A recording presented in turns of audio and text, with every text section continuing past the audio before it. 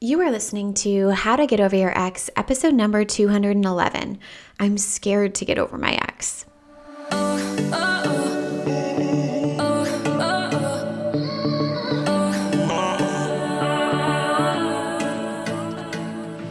Welcome to How to Get Over Your Ex, a podcast on getting over your ex without it just taking time.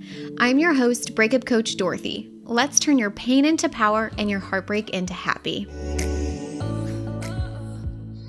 Hello, my beautiful brave hearts. How are you doing today? I am very excited to talk to all of you about being scared to get over an ex. It's a real thing. And the interesting thing is that it's all about desire. So we are going to talk about some more advanced topics a little bit today. Don't worry if you're new. I'm going to do a quick review so it makes sense to you as well. But I have a lot of individuals who are scared to get over an ex. And here's the thing. What does getting over your ex actually mean, right? Remember that here on the How to Get Over Your Ex podcast, getting over an ex is really about two things. The first thing is no longer being at the effect of your ex emotionally or mentally, meaning we're not constantly thinking about that person and we're not emotionally at the effect of them. We don't get triggered by them. We feel neutral. We feel indifferent. We learn how to manage our emotions.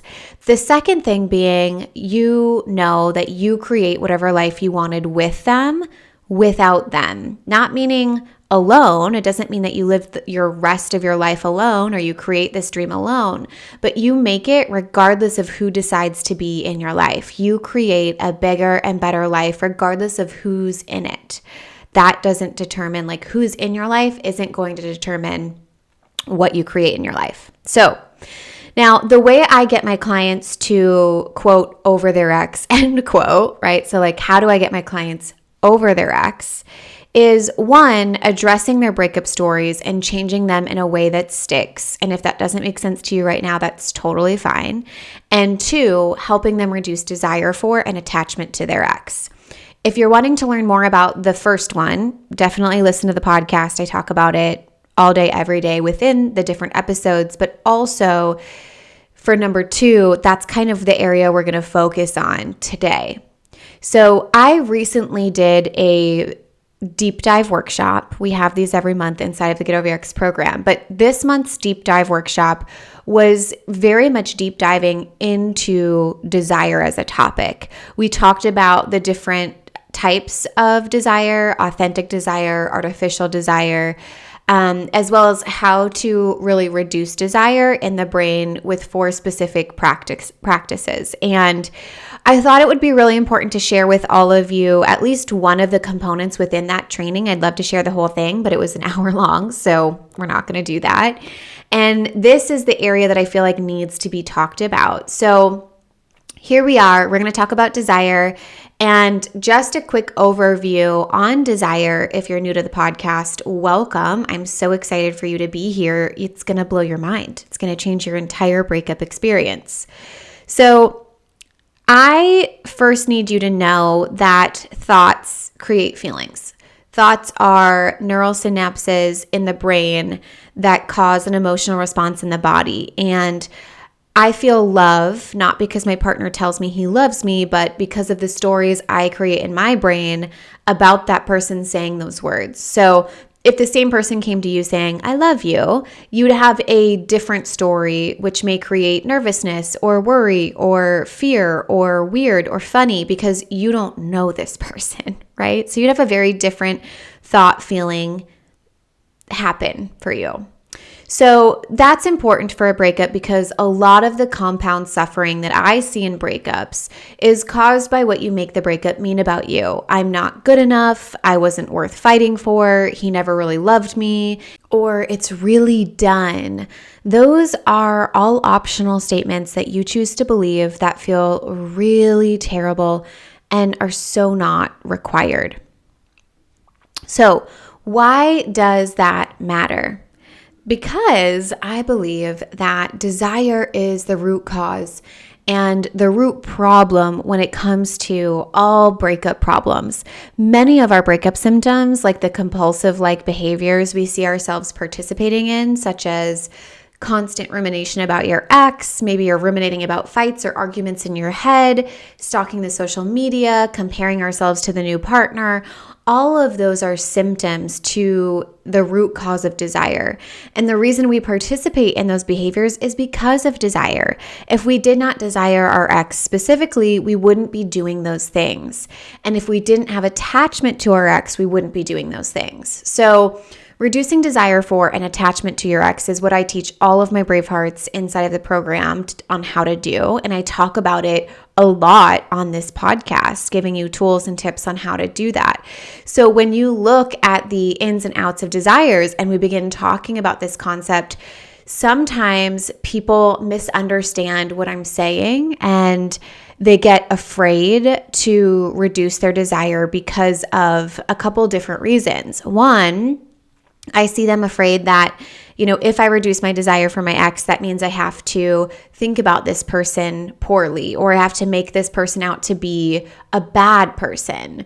Or two, I have to reduce my desire for what I want in my life, and I have to reduce my desire for wanting a partnership or the dream that I have in my head if I reduce desire for my ex. And neither of those are true. When we learn to reduce desire for an ex, we are reducing desire for the how.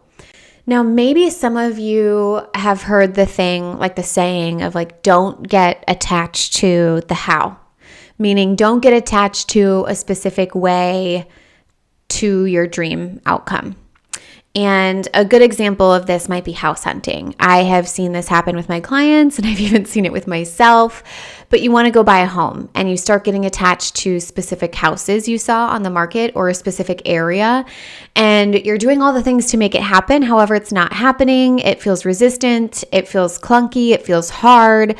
You put in offers, but the seller is being difficult. You get an inspection report back and it's way more work than you realized from the outside, but you're trying to justify why it's okay and convince yourself that it could still work.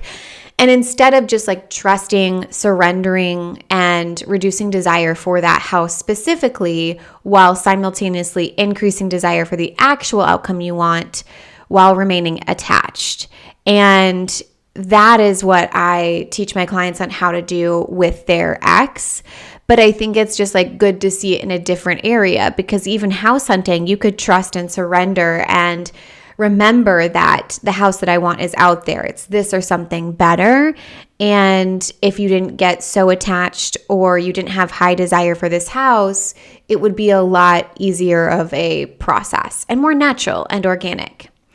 And when you're reducing desire, you're not making someone out to be a bad person. You're simply telling yourself the real truths of the situation, the actual facts, not the rose-colored glasses version that you've been trying to make work to justify, right? Now, this is really important to understand and know during your breakup journey, because you don't have to be afraid of reducing desire for your ex, because one, you can always increase desire if you get back together with this person. It's not that you increase desire and never have desire for that specific person ever again. You can always increase it. But two, you're not going to make your ex into a bad person by reducing desire. We don't have to beat down or talk negatively about this person. You're really looking at alternative truths that tell the whole story and the real facts of the situation versus that rose-colored version. And then three, you don't have to be afraid of reducing desire for your ex, because, and this is the most important point that I really want to bring home today, is that reducing desire for your ex doesn't mean you're reducing desire for the actual outcome that you want. Okay? It doesn't mean that you're reducing your desire for a partner. It just means you're reducing desire for that person to be your partner. And I say this because the life that you wanted with your ex is still available. And just because your ex decided to not make moves towards that life, or maybe decided to give up on it entirely, it doesn't mean you have to. It actually means right now, It's actually the time for you to step up and go after it with all you've got. That life doesn't require the ex who left. It doesn't require the ex who forced your hand into a breakup. It doesn't require the ex who decided to want something different than what you agreed upon in the beginning. All it requires is you reducing desire for and attachment to the how to creating it. We thought it was the ex, right? And now we realize that's not the solution. We thought the ex was the solution. That's not it. That's not the how. So now what? And another way we can look at that is it's just like a business, building a business, right? You thought it was going to be through investors. You thought you were going to build this business through having investors. And then you realized, okay, that's not working. Investors have told me no. They've pulled all the way out. What else do we want to try? It's the same kind of thing. The example that we used in the workshop this week was actually really good. It was about vehicles. And we thought it was a Honda Civic that was going to get us to our destination. But in reality, we need to trade that in. And now we're getting a Mercedes. Nothing wrong with a Honda, right? Good quality car, but we're trying something different. So we have to do two main things based off of what I'm telling you today. The first one that I want you to do is I want you to ask yourself, what is the actual outcome I'm going after? What is it that I'm really creating? In what ways is creating this outcome easier if I'm not tied to the how of it being my ex? I'm going to pause there for just a second. Really think about those questions. Maybe even journal on them, because you've got to be clear about your outcome and you've got to see your outcome separate from your ex, right? So my big breakup back in 2016, my outcome was I wanted to learn how to create a lifestyle that I saw with him. I thought I was going to have this extravagant, amazing lifestyle and be with family and create a family with him. And I had to get clear that that outcome was still available to me, and I was going to create it even better, and it was going to be in alignment with me even more so than when I was with him. And one of the ways that I saw that in a very tangible way was our living situation. When we were moving back to Florida to get a house, we got the kind of house he wanted. I really didn't have any say. If I'm being quite honest, I didn't have a say on what kind of house we were getting. We got the house he wanted. And so what was so fascinating is when I let go of him and I started reducing desire for him, what I realized was getting the outcome that I actually wanted, a house that I actually desire and love and think is amazing, is so much easier to do when I'm not having to drag him along. I'm not having to convince him as to why I want this kind of kitchen or an updated home instead of like a remodel, or instead of like a house you have to work on. So it was just very interesting to look at. And I want you to really think about, what is the actual outcome I'm going after? What is it that I'm truly trying to create? Is it a partnership, a loving, committed, healthy partnership where someone helps me co-regulate my emotions? Well, it's actually probably easier to create that when my ex isn't the how, because my ex doesn't want to co-regulate or doesn't even want to look at his own emotions. That's huge to notice and recognize, right? The second thing I want you to do is show your brain why your ex is not the most important thing to you right now. Really intentionally doing this, showing yourself that the outcome is actually the most important thing. And the way you can do this is make a list of all the ways that this outcome is important to you, right? The lifestyle that you're creating, the relationship that you're creating. Why is that outcome more important to you than the specific how of how it's delivered? How is this more important than one of the hows, aka your ex, right? How does making this a priority fall in line with your overall values in life? Make that intentional. Now, doing these exercises will truly help you along your journey towards reducing desire for your ex, but being able to separate the outcome, aka your dream, with the specific person or how, your ex, makes it so that you're not scared to start the journey of reducing desire for your ex. If you think those things are tied together, or if you think that you're reducing like reducing desire to my ex also means I need to reduce desire for my dream, you're not going to do it, right? I wouldn't either. I'm not asking you to give up on your dream. I'm not asking you for you to get good at being alone so that you can stay alone forever. I'm asking you to hold desire for your dream of that committed, healthy, loving partnership while reducing desire for an attachment to the specific human that you think will get you there. When in reality, there are many hows, many humans that you're not even seeing because you're so hyper-focused on this one. And that's not something to be ashamed of or beat yourself up over. It's a natural part of the brain's chemistry. The brain works like this, and that's totally fine. That's why we've got to be more intentional about looking at what is your authentic desire, which is the outcome, the dream, separating that from your artificial desire, which is the X, and then showing yourself why the authentic desire is more important than your artificial desire. Okay? All right, my beautiful brave hearts, please remember, you don't have to be scared of reducing desire for your ex, aka getting over your ex.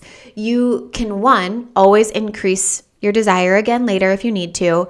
2, you don't have to make your ex out to be this bad person by reducing desire. And 3, when you're reducing desire for your ex, you are not reducing desire for your dream, right? You're not reducing desire for the dream that you're out creating. And keep those two separate to begin your journey towards reducing desire for your ex, because when you do reduce desire for an attachment to your ex, I promise you that will solve all of your breakup symptoms. And if you want help doing that, I would love to help you inside of the Get Over Your Ex program and meet you there. All right, my friends, I love you so much. Thank you for tuning into today's episode. If you found this episode helpful, please share it with someone who needs to hear it. Do not forget to subscribe to the How to Get Over Your Ex podcast for more episodes like this. And if you found any of our episodes helpful, we would love a written review on the Apple Podcast app to help other heartbroken humans turn their pain into power and their heartbreak into happy. If you're loving the How to Get Over Your Ex podcast and you want to learn how to get over your ex in 3 months or less to build a life better than the one you thought you had with your ex, I would like to personally invite you to my next group course where we take everything you've learned here on the podcast and apply it to your life. Come check it out at www.lifecoachdorothy.com.